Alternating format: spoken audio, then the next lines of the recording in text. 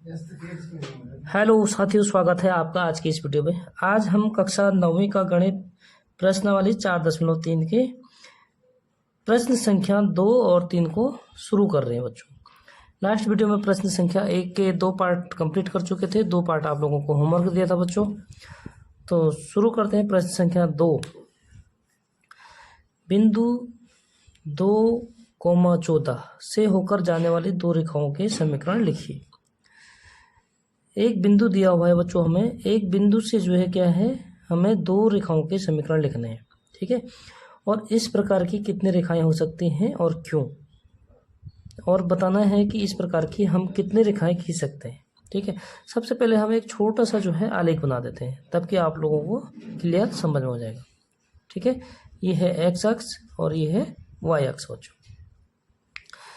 जैसे 2 और 14, suppose x अक्ष कितना है 2, एक्स पे हम 2 चले गए और वाई पे हम 14। सपोज यहाँ पे एक एग्जांपल के लिए मैंने एक छोटा सा आलेख बनाया।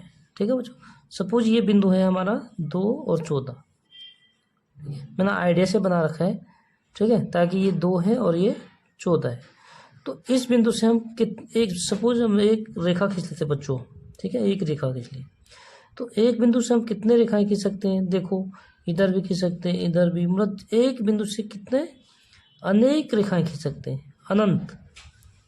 ठीक है, तो पहले तो हमने क्या करना है, बिंदु से होकर जाने वाले दो रेखाओं के समीकरण। ठीक है, देखो इसको कैसे सॉल्व करते हैं। शुरू करते हैं हल। x बराबर कितने हैं बच्चों, 2 है। x बिंदु के निर्देशांक 2 है और y बराबर है 14। ठीक है, तो हमें सबसे पहले क्या करना है, दो समीकरण बनाने हैं। तो x, अब देखिए इसके अनुसार हमें दो समीकरण बनाने, तो हम लिख सकते हैं जैसे समीकरण नंबर 1। ठीक है, x प्लस वाई बराबर, x प्लस वाई कितना लिख सकते हैं, x बराबर 2 है और y बराबर 14 है। तो x प्लस वाई कितना हो गया बच्चों, 16 हो गया। एक समीकरण तो ये हो गया। और दूसरा समीकरण बनाएंगे, जैसे y बराबर 14 है, यानी y बराबर 14। तो 14 कैसे होगा हमारे पास, x के मान में रखने पे x का मान 2 है, तो यानी 7 से गुणा करना पड़ेगा x को। ठीक है, तो 7 गुणा x कितना है 2, तो 7 दूनी 14। तो इस प्रकार समीकरण बनाते हैं। आप अनेक समीकरण बना सकते हैं। फिलहाल हमें दो समीकरण पूछा गया, तो हमने दो समीकरण बना दिए। ठीक है बच्चों, यानी x प्लस वाई को जोड़ देंगे, वो लिख देंगे। फिर y का मान लिख देंगे, y का मान कितना है 14। 14 कैसे आएगा बच्चों, 7 को गुणा करेंगे हम जब 2 से, इस प्रकार। या x बराबर भी लिख सकते हैं, x कितना होना चाहिए 2, ये तो y बटे 7। ठीक है, आप बहुत सारे समीकरण लिख सकते हैं, अनंत रेखाएं हो सकते हैं इसमें एक बिंदु से। ठीक है, तो ये हो गया। और आगे क्या पूछ रहा बच्चों, इस प्रकार की और कितने रेखाएं खींच सकते हैं। तो इस प्रकार की एक बिंदु से कितने रेखाएं खींच सकते हैं बच्चों, अनंत खींच सकते हैं, चारों दिशाओं में, कोई गिनती नहीं है रेखाओं। ठीक है, तो हम लिखेंगे इस प्रकार के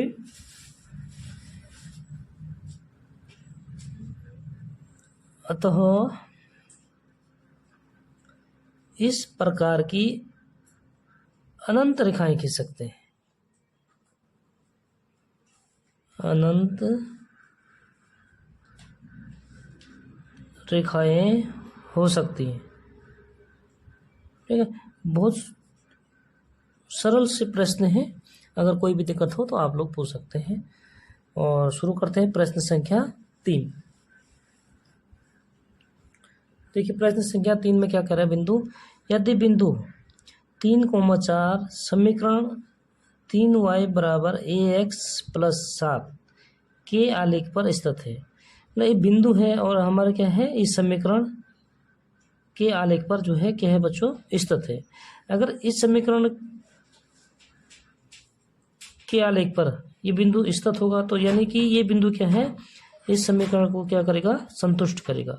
तो हम इन बिंदुओं के मान जो है इसमें रखेंगे, तो क्या होगा हमारे पास, समीकरण जो है संतुष्ट होगी बच्चों। ठीक है, तो a का मान ज्ञात कीजिए। शुरू करते हैं हल। x बराबर है 3 और y बराबर है बच्चों 4। तो बिंदु 3,4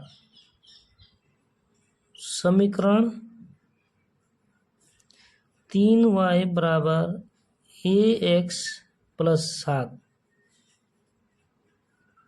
के आलेख पर स्थित है।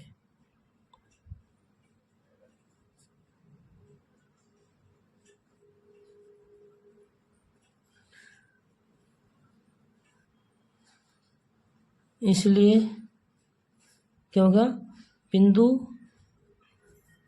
समीकरण को संतुष्ट करेगा। ठीक है, समीकरण को सेटिस्फाई करेगा, बोलो संतुष्ट करेगा बच्चों। ठीक है, अगर समीकरण को संतुष्ट करेगा यानी कि हम जो है एक्स वाई के मान जो है यहाँ पर रखेंगे तो हमें क्या होगा, ए का मान प्राप्त हो जाएगा। 3 गुणा वाई कितने बच्चों हमारे पास 4 है, 4 से गुणा कर देंगे बराबर ए गुणा एक्स, एक्स है बच्चों हमारे पास 3 और प्लस 7। ठीक है, जिस चीज़ का मान हमें निकालना होता है बच्चों उसको हम क्या करते हैं, बाएं तरफ ले आते हैं। यानी कि हम इसको लिख सकते हैं 3a प्लस 7 बराबर 3 चौको 12। ठीक है, तो ए का मान हमें क्या करना है, निकालना है, ए का मान प्राप्त करना है, ज्ञात करना है। तो ए को हम रखेंगे इसी तरफ बच्चों बराबर 12 को एज इट इज रखेंगे और 7 जो है इधर प्लस है उधर जाके हो जाएगा बच्चों माइनस, यानी 7 में 12 में से हम 7 को माइनस कर देंगे तो ये हो जाएगा 5। तो 3a बराबर हो गया बच्चों 5, तो a बराबर हो जाएगा 5/3, क्योंकि 3 इधर क्या है, गुणा में है और दूसरी तरफ शिफ्ट कर देंगे तो भाग में हो जाएगा बच्चों। ठीक है, और भाग का मतलब क्या होता है, बट्टे होता है। तो a का मान प्राप्त करना था तो ये हो गया हमारा a का मान। ठीक है, तो इस प्रकार वीडियो में बने रहने के लिए वीडियो को लाइक, सब्सक्राइब और शेयर जरूर करें बच्चों। ठीक है, कक्षा 8 से लेकर कक्षा 12 तक के एनसीईआरटी और सीबीएसई दोनों का सिलेबस जो है पूरा किया जाएगा। ठीक है बच्चों, तो ये हो गया प्रश्नावली 4.3। तो एक बिंदु से हमने कितने किए, अनेक रेखाएं जो है खींच सकते बच्चों, अनेक रेखाएं हो सकती है एक बिंदु पे। ठीक है, ये चीज़ आप लोगों को स्पष्ट हो गया। और समीकरण निकालना भी बता दिया कि x जब प्लस वाई बराबर 16, वाई बराबर मतलब हम यहाँ पे x और y के मान रखेंगे तो हमें क्या होना चाहिए, 16 प्राप्त होना चाहिए। और y का मान है 14, तो x और y को इस प्रकार समीकरण बनाना है कि जो है y कितना होना चाहिए, 14। तो x को यानी x बराबर 2 है तो 2 को हम 7 से गुणा करेंगे तो कितना हो जाएगा बच्चों, 14 हो जाता है। ठीक है, तो इस प्रकार वीडियो में बने रहने के लिए वीडियो को लाइक जरूर करें, सब्सक्राइब करें और शेयर करें। मिलते हैं नेक्स्ट वीडियो में अगले प्रश्न के साथ। वीडियो छोटी छोटी बना रहा हूँ बच्चों ताकि आप लोगों को सुविधा होगी वीडियो देखने में। ठीक है, क्योंकि आप लोग वीडियो पूरी देख नहीं रहे और समझ में नहीं आएगा तो ज़रूर कमेंट करना और पूछना। ठीक है, मिलते हैं नेक्स्ट वीडियो में, तब तक के लिए बाय बाय बच्चों।